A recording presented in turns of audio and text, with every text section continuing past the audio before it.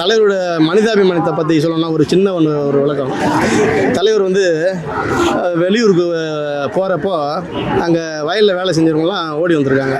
ஓடி வந்து இவர் வந்து ஐயா நீங்கள் வந்து எங்கள் மாதிரி எங்கள் ஊர் ரொம்ப வருஷமாக காஞ்சி போய் கிடக்குது, வந்து உங்கள் காலடி அதில் பட்டா அந்த பொண்ணா வளையும் அப்படின்னு ஒரு நம்பிக்கை அப்படின்னு அந்த இடத்துல சுற்றி நடந்து பார்த்து வந்துட்டார். இது பல ஆண்டுகள் ஓடி போச்சு. அதுக்கப்புறம் திரும்ப அந்த வழியாக போகிறப்போ தலைவர் ஒரு ஞாபகம் வருது. சரி, அந்த மக்கள் வந்து நம்பிக்கை வச்சு நம்மளை கூப்பிட்டாங்களே, இப்போ அந்த இடம் எப்படி இருக்குன்னு நம்ம பார்க்கலாம்னு சொல்லிட்டு தலைவர் அங்கே போகிறாரு. போய் பார்த்தா அப்படியே வயக்காடு பச்சை பசேர்னு ரொம்ப அற்புதமாக இருக்குது. தலைவர் உண்மையிலே வயந்து போட்டாராம். தலைவர் வந்திருக்கிற விஷயத்தை கேள்விப்பட்டு அந்த ஊர் மக்கள்லாம் திரண்டாங்க வந்துட்டு இருக்காங்க.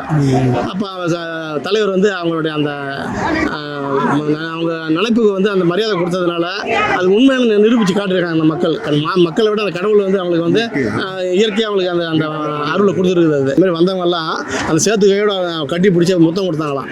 அப்போ சொன்னார் தலைவர், இது மாதிரி இவ்வளோ அன்பு வச்சிருக்க இந்த மக்களுக்கு நான் என்ன பண்ண போகிறேன் அப்படின்னு சொல்லிட்டு கண்கணங்களார காரில் வந்து.